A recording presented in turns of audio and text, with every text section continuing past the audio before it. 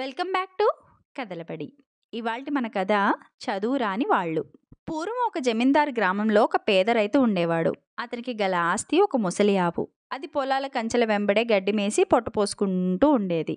ఆ ఆవు ఒకసారి జమీందారు పొలం పక్కనే మేస్తూ ఉండగా పొలంలో నుంచి నవనవలాడే మొక్కలు కనిపించాయి. ఆ మొక్కల్ని తినాలన్న కోరిక ఆవుకి బలంగా కలిగింది. కంచె కొద్దిగా పాడైపోయి ఉన్న చోట అది దూరి పొలంలో ప్రవేశించింది. అది చూసి జమీందారు గారి మనిషి దుడ్డు కర్ర ఒకటి పట్టుకుని ఒక దెబ్బ వేశాడు.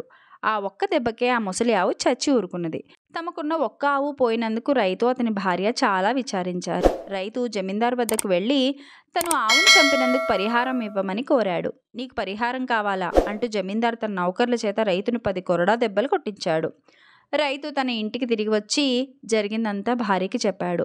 జమీందారు గారు మనకి చాలా అన్యాయం చేస్తుంటే రాజుగారి దగ్గర ఫిర్యాదు చేయడం తప్ప మనకి మరో మార్గం లేదు. రాజుగారు చాలా ధర్మాత్ముడు. అక్కడికి వెళితే మనకు ఆయన తప్పక న్యాయం చేస్తాడు అన్నది రైతు భార్య. కానీ ఫిర్యాదు తయారు చేసేది ఎట్లా? వాళ్ళిద్దరికీ చదువు రాదు. అందుచేత వాళ్ళు ఒక చెక్క పలక తయారు చేశారు. దాని మీద తమ గుడిసె బొమ్మ, జమీందారు గారి భవంతి, జమీందారు చేను, దాని కంచె, అందులో శిథిలమైన భాగము, జమీందారు గారి నౌకరు కొడితే ఆవు పడిపోయి ప్రాణాలు వదిలిన చోటు బొగ్గుతో గీశారు. జమీందారు తను కొట్టిన 10 కొరడా దెబ్బలు కూడా 10 గీతలుగా కూడా చేర్చాడు రైతు. ఫిర్యాదులో వివరాలన్నీ చేరాయి. రైతు ఆ కొయ్య పలకను తన వీపుకి కట్టుకుని రాజధానికి బయలుదేరాడు. పోగా పోగా ఒక అడవి వచ్చింది. ఆ అడవిలో రైతుకు ఒక వేటగాడు కనిపించి ఎక్కడికి ప్రయాణం అని అడిగాడు. రాజుగారిని చూసి ఒక ఫిర్యాదు అందించాలి. ఇదిగో నా వీపుకి కట్టుకున్నదే అది అన్నాడు రైతు. దేని గురించి ఫిర్యాదు అన్నాడు వేటగాడు. ఏం చెప్పేది, నిక్షేపం లాంటి మా ఆవుని చంపేశారు అంటూ రైతు ఒక చోట చతికిలబడి వేటగాడిని కూడా కూర్చోపెట్టి తన వీపు నుంచి కొయ్య పలక తీసి ఒక్కొక్కటి చూపిస్తూ జరిగిందంతా చెప్పి పలక మీద గీసిన బొమ్మలన్నీ వేటగాడికి వివరించాడు. అంతా విని ఆ వేటగాడు, బాగుంది, ఈ ఫిర్యాదు రాజుగారికి చూపించావంటే నీకు తప్పక న్యాయం జరుగుతుంది అంటూ తన తారని తను సాగిపోయాడు. ఆ వేటగాడే రాజన్న సంగతి రైతుకి తెలియదు.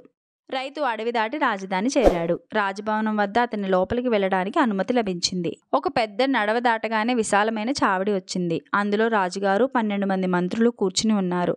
రాజు ఇప్పుడు రాజలాంఛనాలన్నీ ధరించి ఉండటం చేత రైతు ఆయన్ని గుర్తించలేదు. అతను తన ఫిర్యాదు పలకను దగ్గరలో ఉన్న మంత్రికి చూపించి, ఈ ఫిర్యాదు చిత్తగించండి, ఈ విషయం అంతా అందులో ఉన్నది అన్నాడు.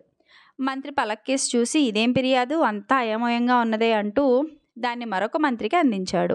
అందరు మంత్రులు దాన్ని చూశారు. ఒక్కరికి అదేమిటో తెలియలేదు. వీడెవడో వెర్రివాళ్లా ఉన్నాడు, బయటికి గెంటేయండి అన్నారు వాళ్ళు. రాజు వాళ్ళని వారించి ఆ పలకను తాను పుచ్చుకుని రైతుతో, ఇదేనా నీ గుడిసె అంటూ పలక మీద చూపించాడు. అవును స్వామి అన్నాడు రైతు.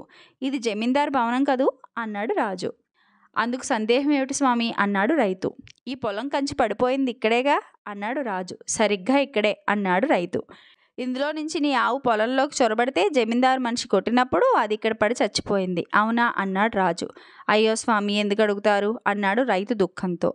తర్వాత ఈ 10 గీతలు జమీందారు నిన్ను కొట్టించిన కొరడా దెబ్బలన్నమాటేగా అన్నాడు రాజు. రైతుకి పరమానందం అయింది. అతను రాజు కేసు చూసి, స్వామి, తెలివంటే మీదే తెలివి, వీళ్ళందరూ దండగే, ఒక్కడికి బుర్రలేదు అన్నాడు. మంత్రులందరూ విరగబడి నవ్వారు. సరే, నువ్వు వెళ్ళు, నేను నీకు న్యాయం జరిగేటట్లు తీర్పునిస్తానని నీ భార్యతో చెప్పు అన్నాడు రాజు. రైతు సెలవు పుచ్చుకుని తన గ్రామానికి తిరిగి వెళ్ళాడు. అతని వెనకే రాజుగారి ఫర్మానా జమీందారుకు చేరింది. జమీందారు స్వయంగా రైతు గుడిసెకు వచ్చి జరిగిన దానికి క్షమాపణ చెప్పుకుని రాజాజ్ఞ ప్రకారం రైతుకు ఒక ఇల్లు కట్టించి ఇచ్చి ఒక గొడ్ల చావిడి, పశువుల దొడ్డి, 7 పాడి ఆవులు, 60 ఎకరాల బంజరు భూమి రాసి ఇచ్చి తాను రైతుకు చేసిన అన్యాయానికి పరిహారంగా చెల్లించుకున్నాడు. రైతు అతని భార్య ఇప్పుడు చాలా సుఖంగా బతుకుతున్నారు. రాజుగారి ధర్మబుద్ధిని రైతు తరచూ మెచ్చుకుంటూ ఉండేవాడు. అలా మెచ్చుకున్నప్పుడల్లా అతను, అంత తెలివిగలవాడా, చదువురాని వాళ్ళని ఎందుకు జీతాలు ఇచ్చి పెట్టుకున్నాడో ఏమిటో అని ఆశ్చర్యపోతూ ఉండేవాడు. ఇది ఇవాల్టి కథ. ఈ కథ కనుక మీకు నచ్చినట్లయితే లైక్ చేయండి, షేర్ చేయండి, అలాగే కథలబడి ఛానల్ని సబ్స్క్రైబ్ చేయండి.